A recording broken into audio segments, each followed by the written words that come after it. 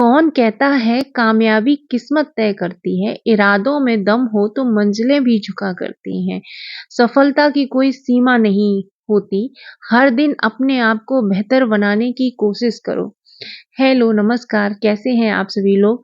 आज ब्लॉग थोड़ा-सा लेट शुरू हुआ है, आज संडे है 11 मई है आज और अभी सारे घर के काम की क्योंकि आज संडे है तो हमको बहुत सारा काम करना होता है तो फ्री हो गई हूँ। अभी कपड़े वगैरह बहुत सारे धुले, बहुत सारी सफाई वगैरह करके मैं बैठ गई हूँ। अयांश को मैंने एसएसटी दी है पढ़ने के लिए, चैप्टर दिए हैं 3 उसको और मैं बैठ गई हूँ हिस्ट्री का रिवीजन करने जो मैं 2 दिन से पढ़ रही थी उसका आज मैं रिवीजन कर रही हूँ जल्दी से और आज मुझे पॉलिटी पढ़नी है।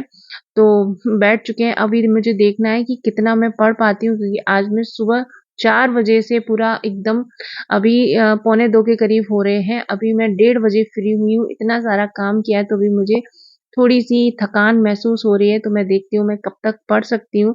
उसके बाद रेस्ट करूँगी और शाम को पढ़ूँगी और अयांश को इसलिए मैंने बैठाया क्योंकि मुझे कंपनी मिल जा रही है पढ़ने की। दूसरा जो मैं हिस्ट्री पढ़ रही हूँ और वो है एसएसटी पढ़ रहा है तो उसमें कुछ टॉपिक मैच कर रहे हैं।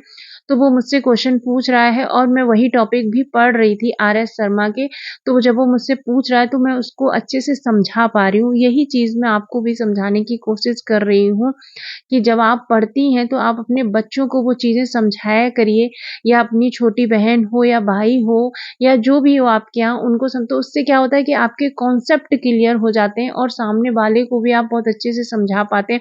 और एक चीज़ है कि जब आप किसी चीज़ को पढ़ लेते हैं, फिर उसका रिवीजन करते हैं या फिर आप किसी चीज़ को पढ़ने के बाद वो किसी को समझा देते हैं, तो वो बहुत अच्छे से हमारे दिमाग में बैठ जाती है, अच्छे से फिट हो जाती है। हेलो, नमस्कार, राधे कृष्णा, कैसे हैं आप सभी लोग और कैसी चल रही है पढ़ाई?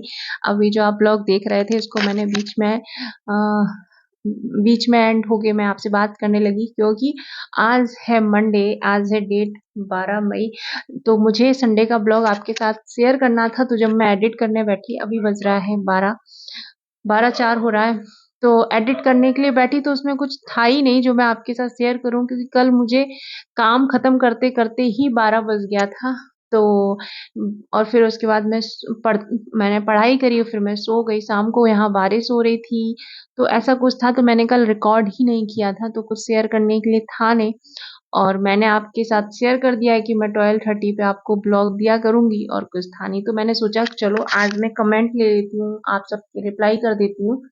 तो मैं आ गई हूँ आपके कमेंट के साथ।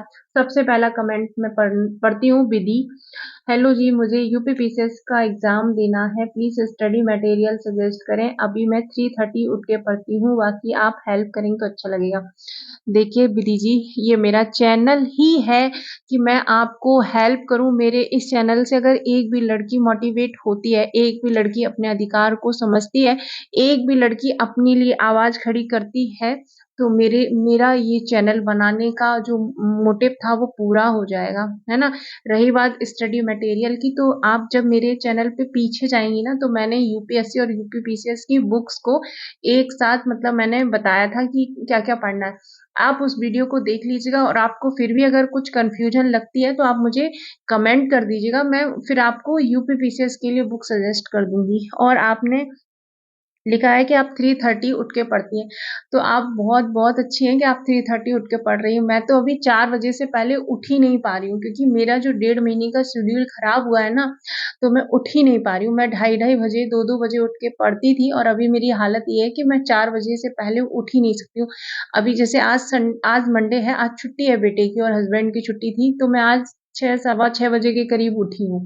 तो मेरी भी पढ़ाई ऐसी है, अभी चल रही है, लेकिन मैं अपने आप को रूटीन में ला रही हूँ क्योंकि मेरी पढ़ाई सुबह नहीं हो पा रही है तो मैं कोशिश करती हूँ कि मैं जो मेरे टॉपिक होते हैं वो मैं दिन में कवर कर लूँ। हाँ, एक कमेंट ये था, हिमाली सोनी करके है, मेरी शादी को 17 साल हो गए हैं, मैंने मेरे बेटे की देखभाल के लिए मेरा करियर छोड़ दिया। अब जब बेटा बड़ा हो गया है, अब मुझे कुछ करना है तो ससुराल वाले ना बोल रहे हैं, क्या जिंदगी है हम लेडीज की।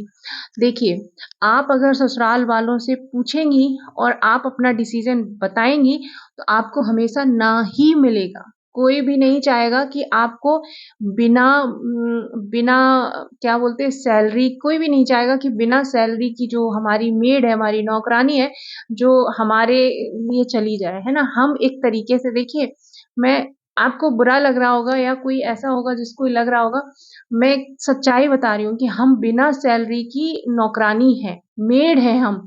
तो हम अपनी पढ़ाई भी छोड़ दें, हम अपने बच्चे को भी देख देख रहे हैं तो उसको भी छोड़ दें।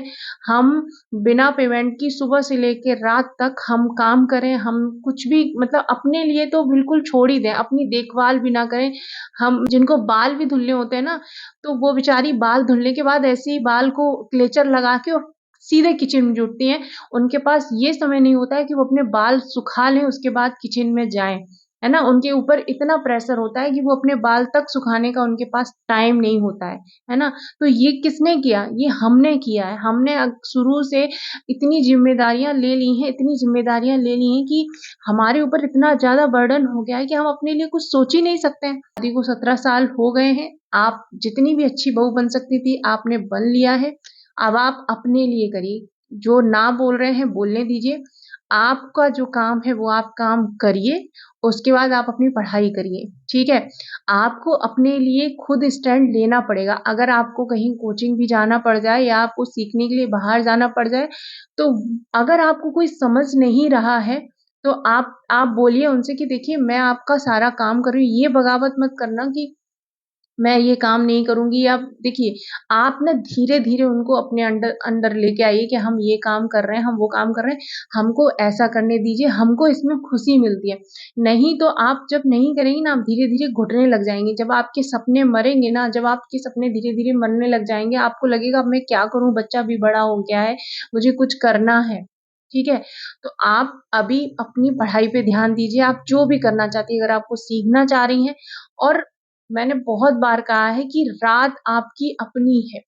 आप जैसे सुबह उठने की आदत नहीं है किसी की, जैसे मैं अपनी अभी डेवलप कर रही हूँ, छूट गई है, तो मैं क्या कर रही हूँ अभी 9-10 बजे तक आराम से 11 बजे तक पढ़ ले रही हूँ। तो आप जल्दी से अपने घर के सारे काम खत्म कर दीजिए, उसके बाद रात में 3-4 घंटे पढ़ लीजिए या जो भी आप करना चाहती हैं वो कर लीजिए, ठीक है? किसी की ना पे आपके ऊपर फ़र्क नहीं पड़ना चाहिए। वो कहा जाता है ना, ये काम क्यों कर रही हो, वो 4 लोग क्या कहेंगे? वो 4 लोग कोई नहीं होते हैं, वो हमारी सोच होती है।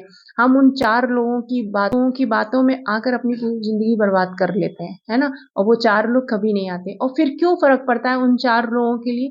आपको अपनी ज़िंदगी जीनी है ना, आपको अपनी ज़िंदगी मिली है, अपनी लाइफ़ मिली है, तो आप अपने लिए खड़े होइए, अपने लिए चीज़ें करिए, ठीक है? अगर आपको मेरे आंसर सही लग रहे हों, समझ में आ रहे हों, तो कमेंट में बताना मुझे और अगर आपको लग रहा है कि कुछ और बताना चाहिए था, तो आप भी कमेंट में लिख देना, ठीक है? चलिए बाय-बाय।